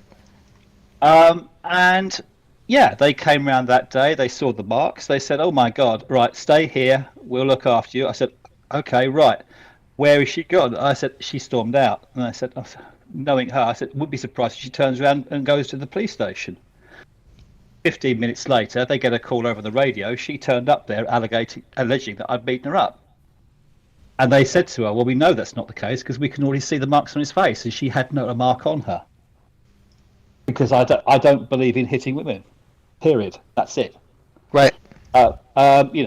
It's beating women is there's no honor, there's no respect, there's nothing to be gained from hitting a woman. In fact, a coward would be the person that would be doing that in my books. Yeah, but that that's would the have way. been self-defense, though. Yeah, but What? that's the way it was. Very much could have. So she ended up being arrested, and she spent part of the night at the police cell. And then, basically it got nasty, and basically I ended up moving out of the house, or moving out of the apartment that we were sharing at the time, literally while she was in the police cell, and ended up going back to stay with my parents for a while. And I'm still reaping the repercussions of that even now, because I say there are members of my own family that just don't want to talk to me anymore because of the way that she manipulated them. And when I look at some of these, 15 years ago, narcissism was something that you'd hear a bit about, but you don't know that much about it. Now it's prevalent everywhere. And take this in a slightly different arm. I see people acting the same way in Second Life, and they feel it's perfectly justifiable because they use their principles of respect and honor and everything else. And actually, they're getting people to just follow their own principles and their own things, and actually they're getting very narcissistic over it, and that leaves a bad taste in my mouth. Right. When I see women being dominant, that leaves a bad taste in my mouth. When I come into Second Life, and I spent 18 months of my life with less friends than I can count fingers on one hand, because people look at me and assume that I'm going to be dominant, that I'm going to be controlling, I'm going to whip my whatever out at the first opportunity and put them in a situation that they might not want to be in. They would refuse to be friends with me because they'd already prejudged and thought I was going to be like that. And I'm sorry, guys, I'm not. Well, there's nothing to be sorry for. So I've actually been on the receiving end. The law is on the favour of the woman every time, even if she's at fault. If the man hits the woman, the man will always lose out. Yes. So I take on what you say. I take on board what you say, Vincent. And in an ideal world, yes, I agree with you. However, in the real world, it doesn't happen that way. Well, in the legal world, so yes, I agree with that. No, in the real world and legally, it doesn't happen that way. It doesn't. Otherwise, I could still be living at my flat down in London, which I was in at the time there. I wouldn't have had the problems which I had with my bosses. I wouldn't have had the problems which I had with my family. I had an awful lot of things. I hear you. As a result of that. Yeah. I hear you. I do. And even now, I still have situations where I see people drinking and joking about drink and joking about, spanking and hitting people and these kind of things. And it really leaves a bad taste in my mouth because I remember those times. And yeah, it turns my blood cold. Sorry. It's just, okay, maybe I'm damaged as a result of that. But that's... Oh, we all have our scars. Yeah, but that's the point. I especially don't like it when people treat it as a game. People forget. We'll jump on the Second Life reference or the not face-to-face interactions such as we have here. People forget that they're talking to real human beings. Yeah. And it's very easy to do when you're dealing with just text. It's very easy to do when you don't have to see their face. It's very easy to do when you don't have to deal with any form of physical response of any kind, whether it's seeing someone cry or seeing them start to shake or seeing the anger on their face as they try to bite their tongue. I don't remember the quote, but when humanity is its most connected is when it will be the most alone, the most isolated. We're more connected now than we've ever been, and yet most people, myself included, have never been more isolated. I do nothing in the real world. I go to work, I go to the store, I come home, I get on Second Life, or I get on Doom, or I get on, whatever other game I'm playing. I write, I watch YouTube, whatever, and that's my day. I could go socialize, but the people who are out there socializing are the people who are, to be completely frank, socially inept. So, and even then, they're on their phones. They're, doing every other digital thing on the planet, which is instead of funny, socializing with one another. Because people always say, "Oh yeah, what are you doing on Second Life?" And but you go into the real world. It's also very hard to meet people, and yeah, they don't talk to you. They're on their phone all the time.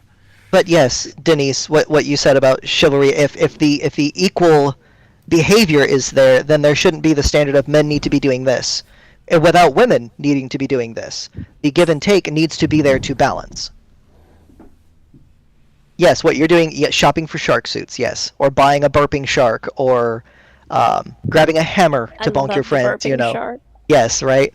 But that's a social expectation that I agree with completely. If we can't expect one from one sex and nothing from another, it has to be a give and take. Otherwise, you end up with a noxious environment, and it's not necessarily one that women today deserve.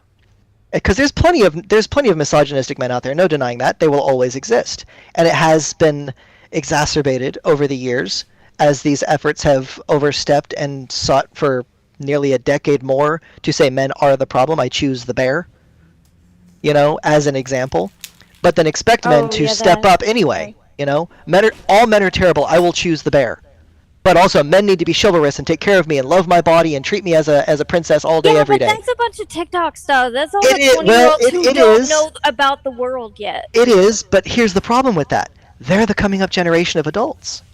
They don't know about the world yet. I didn't know about the world when I was around 18.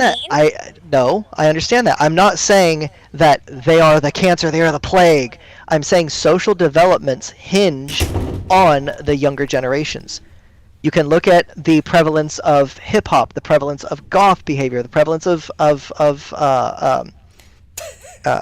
piercings, right? All of these things didn't come from older generations. They came from younger generations. So as the social stigmas change, as the social acceptances change, it's born of the younger environments. And that's where we see the pendulum of extreme men are too masculine to extreme women are too masculine to extreme women are too feminine, women are too skinny, men are too fat, men are too big, men are too buff. It's no longer a slow going pendulum. What we have is a needle that's sharp on both ends, stuck in a rubber band, pulled back and forth between someone's hands. It's not a slow gradual thing anymore because of the internet. It used to be that society was a gradual development, and these things took time. You completely lost me because people were stupid about dating when I was around 18, 20, and probably when you were too. Not like they are today. They were stupid about dating, but not like they are today. And that's on both sides. I was pretty fucking stupid. I mean, I didn't cheat on anybody or anything like that, but I was choosing the wrong people and anyone that got close to me and all of that. I was pretty fucking stupid. But What I'm getting at is it's not just a part of being dating young. preference. What I'm getting at is not just a dating preference. It's a Yes, societal and part preference. and part of being young is being stupid. Yes. And No one's refuting that. years of experience will teach you things. Just because the younger generation right now is being dumb, it doesn't mean they're going to be dumb in like even 5-10 years. It doesn't, but think about the youth that they're interacting with more than the older generation are. The older generation is typically not hanging out around schools with people who are just coming up through college or just coming up through high school. They're off in their homes with their families doing with their own thing. The social environment will be there too. Will be. Yes, they are presently dealing with the. They are in the clubs doing dumb shit, and as the years progress, they will. Not necessarily in the clubs. That's what I'm talking about. The youth of the sub 30s, even the sub 25s, are more involved with the sub 20s than anybody over 35 is. And I still think that you are underestimating how stupid we were and how stupid every generation has been when they were young. No. My point is that it's gotten worse. I didn't say we weren't stupid. I said it's gotten worse.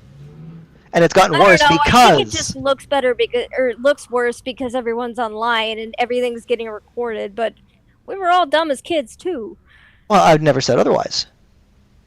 What I'm getting at is that as society becomes more lenient towards youth, it used to be that even as children we had to help take care of the home.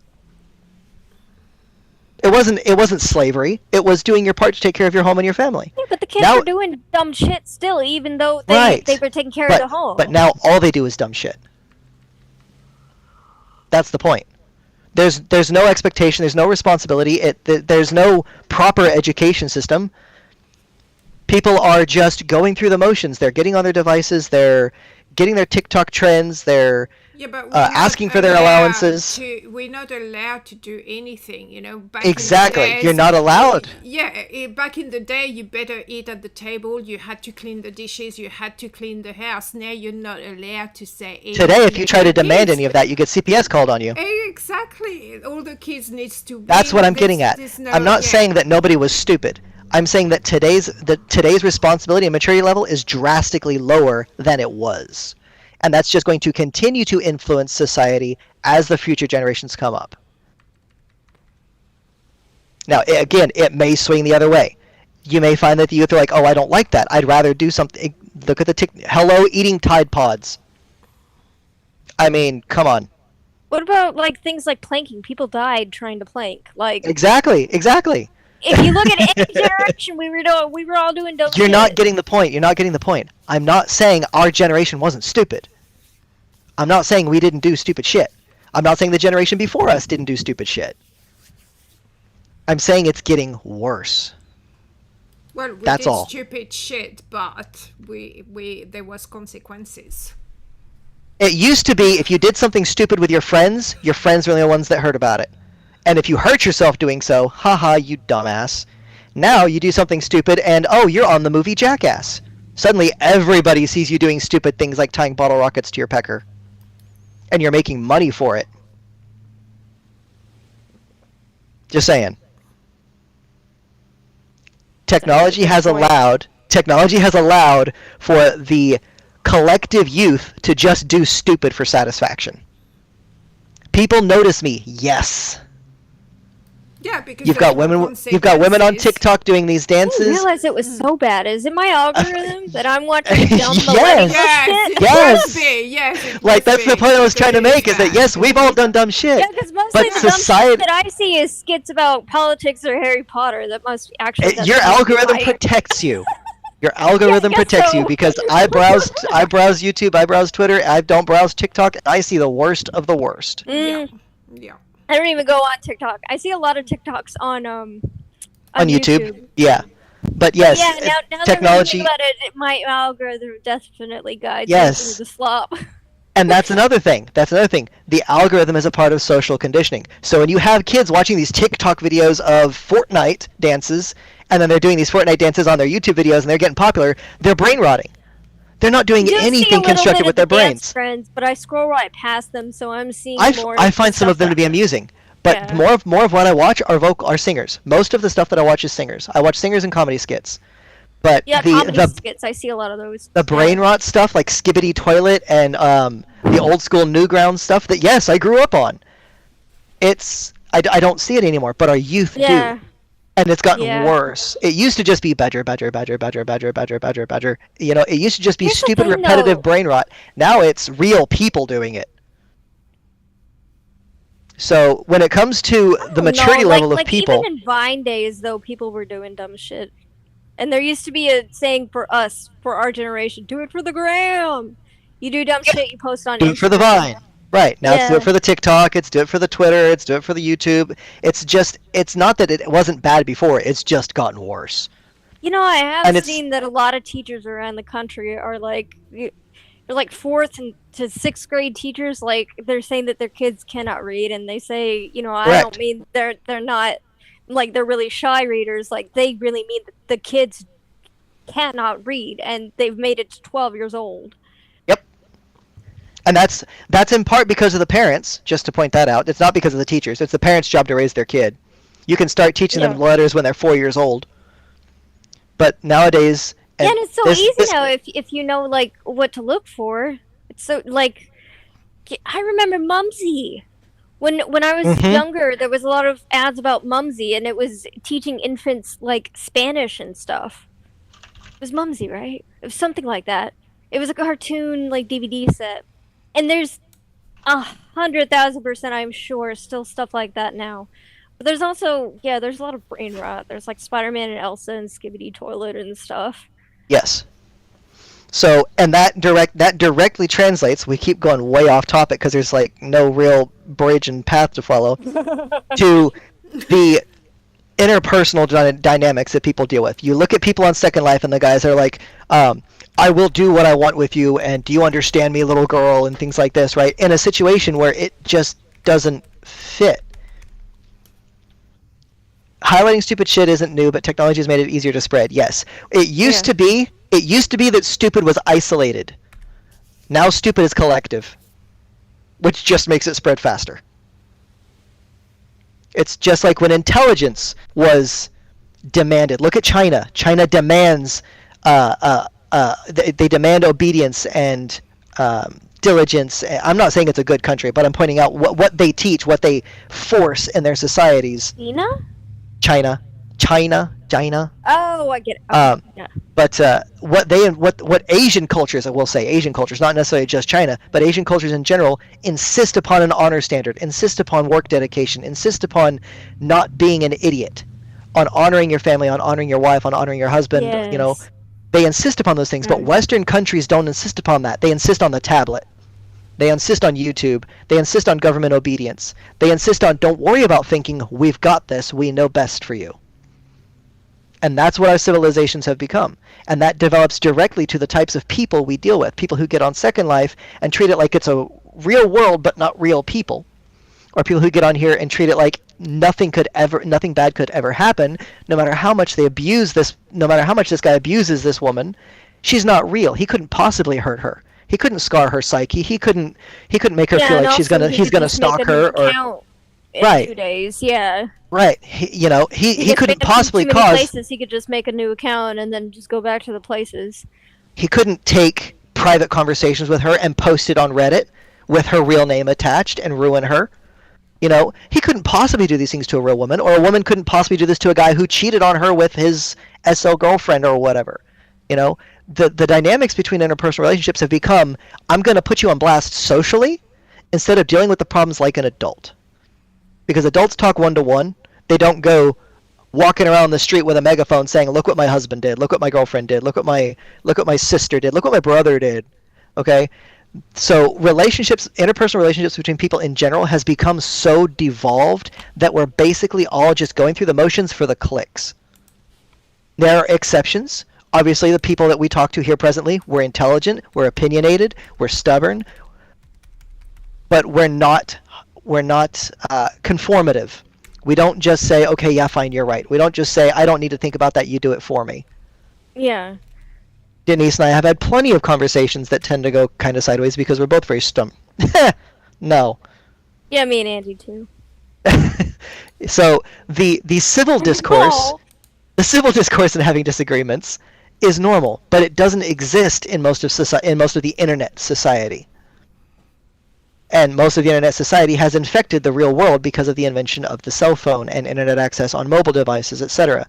So you get people who deal with their frustrations by ruining lives as opposed to just having an argument.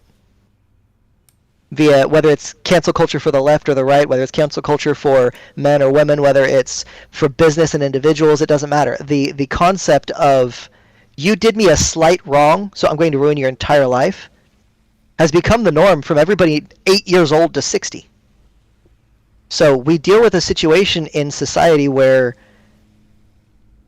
it used to be the consequence of you just have no one in your life, to suddenly everyone who thinks like you is on your side even though you're wrong.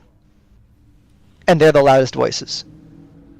So you get the most problematic people, the narcissists, the manipulators, the pathological liars, who are able to coalesce and congregate to create environments where Jimmy said I was fat.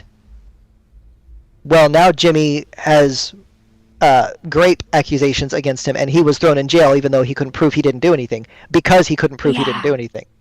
So, or Vanessa was mean to Jimmy. So Jimmy went around telling everybody that she slept with him raw dog.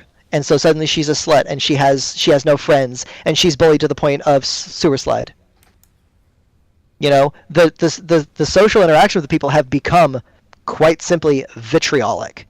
We are a poisoned society, and the interactions between men and women is only going to exacerbate in some ways, some in positives, some in negatives, but it's not going to be small shifts anymore. What's Sunny Note? Your Sunny Note.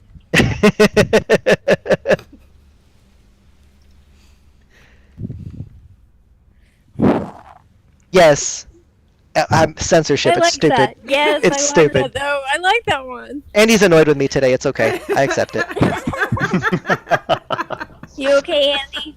I'm still here. I'm just letting you guys talk. Come on. You can talk. Actually, Andy, have you seen You're bound to have some feedback. You're bound to have some feedback on this. I'm welcome to it. Have you seen the description for this video, Andy? Yeah, he saw it. He commented. Yeah, I know. Last time these two shared a stream, we almost needed a referee. Andy and Vincent are back. We're not mean to each other. We just have different opinions. We just have different perspectives on things based on experience. Yes. Okay. Exactly. So our lives have been different. Which is acceptable. Yes. We can all have different opinions. Yes. Exactly. I do know that in some previous podcasts, everybody has turned around and said that I do talk too much. So I guess it's a bit of a change. But we want to hear you. And here I am now. I can't even get a word in edgeways. So like me, just there you go. There you go. So next round is Vincent versus Clara. Is that what you're saying? I mean, we could. But we're both so very opinionated. Can someone choose the topic for next podcast? Is it already VTubers? done? VTubers and why they're annoying as hell. No, I disagree. They're not. Some of them are absolutely entertaining. Some of them are fun. Well, look. Some of them are fun.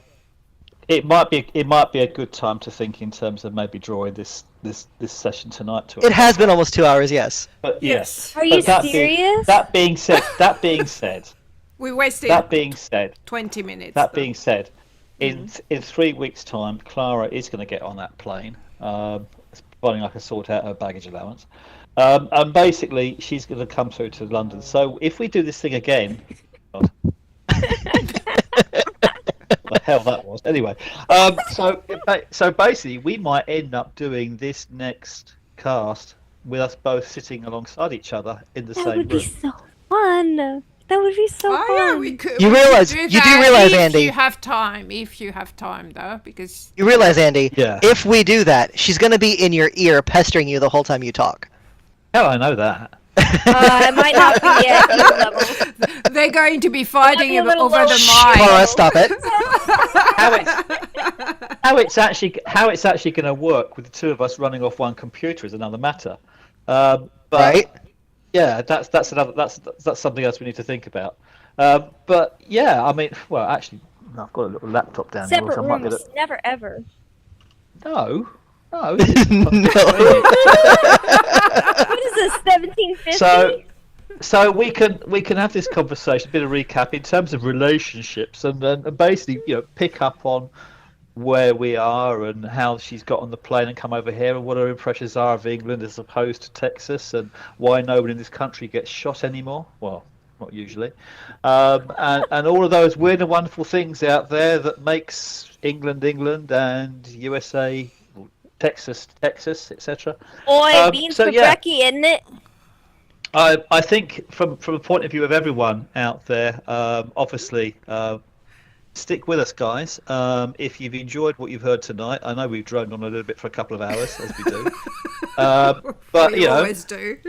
We'll have some structure on it next time. Yeah, but honey, if it's going to be 3 weeks, then one of those weeks, we're not going to be over there. Andy, finish what you're saying. I just can't finish what I'm speaking here. Jesus Andy, Christ. finish. So yeah, let's.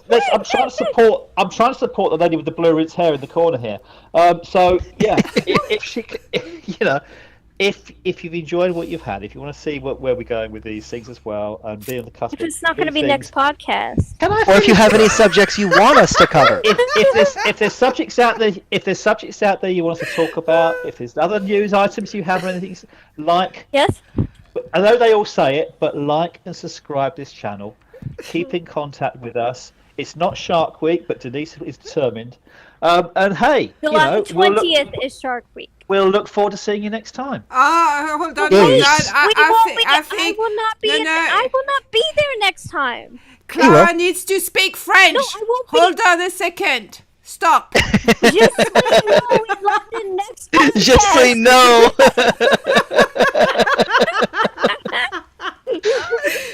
Oh goodness. How do you say trompe-l'oeil again, Clara? Trompe-l'oeil.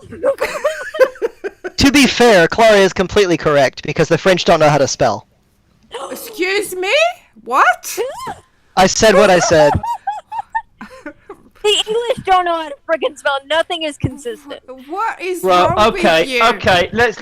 All right. If we're gonna. Oh, I see. Denise has got the mallet out already. Okay. So if we want to start getting like that, please tell me that how you guys managed to get on a boat and sail across the Atlantic and forget how to speak the English language or spell it properly. It's color, not color. What are you talking about? I know that dictionary wasn't very. I know the dictionary wasn't very high on the list of the Pilgrim Fathers list of things. Excuse me, we invented the dictionary in the mid-1800s, not you guys. Excuse me, the English language dictionary came out at least 1200, probably about 1,000 years before you were even talking. Oh. Excuse me, the French are right, and you are all wrong. Okay, the French rule. So. Says the Down Under baguette. All of you. Denise, good lord. If you're still neutral, you're not allowed to talk about it. No, they just haven't won. They just haven't won yet. I have a problem on the subject of this Trump loyal. Okay, let's just I have a proposition. Why don't we go to the person that owns that store and ask them how they pronounce it? They'd be wrong. Surely they're French. Okay, surely they're French and they can say their own name. I don't see someone. Yeah, they have to be French. She's a sweetheart. Oh, really? I'll have you know that I had a French name for a crime family that I role-played with, and I had no friggin' idea how to pronounce it. It just looked good. Why would you choose a French name if you can't pronounce it, though? Because it looks fancy. What is wrong with you? Okay, He's what American, name was it? And it's not wrong. It's I'm American. Right. I'm American. We own everything. That's fine. What was the name? Come on, say it. Oh God, I don't remember. What do you mean you don't remember? Oh yeah, he's. I don't remember. I'm old. You old? Just fancy. People adopt these names to try and set a brand, to try and set a bit of class and add a bit of distinction to what they're saying. It makes them look fancy, yes. And I have no doubt that Trump loyalists probably come up with the same idea as well. Okay. It kind of reminds me a little bit of last. I think it's a genius name for a virtual. As I was saying, it kind of reminds me of the time when I was in Dallas last time, and Clara decided to take me to a French restaurant. Oh. No. It's an American chain imitating the French, and we all know it. Which one? Because the food is tasty. Which one? La Madeleine. What? And it failed dismally. No, it Yeah, didn't. It was I'm a sorry. good place. No, I gotta be honest. Americans cannot replicate food for shit. No, we We can't. can't. But it was tasty. I've never had real French food. That said- I'm just saying it was tasty that to me. said- I am their average customer. Fried chicken croissant? Couple of days later, Clara took me to a English pub just Oh, no. outside Dallas. Oh no!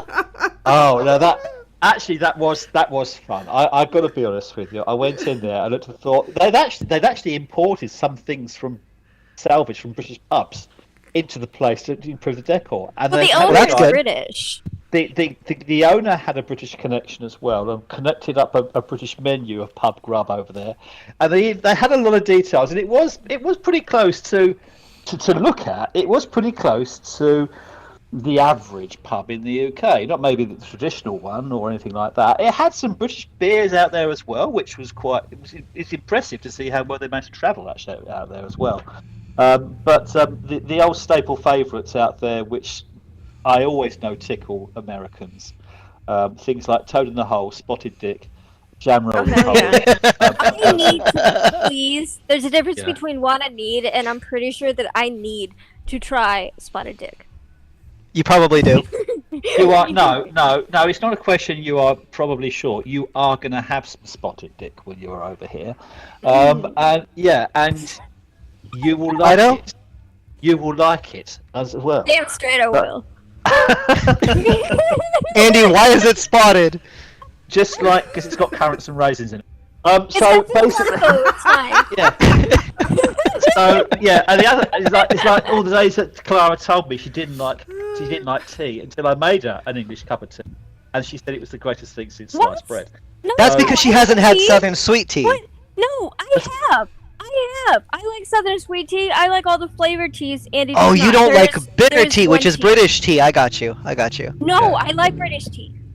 Anyway, guys, I did say that we were going to try. Guys, I did say that we were going to try and round this thing off, and we seem to be starting up again. So, You're guys, starting rumors about me. shall we agree to draw a line on it for tonight? If only because I can get some sleep. And then we can pick up on this again a couple of weeks Here later. we go. Next time,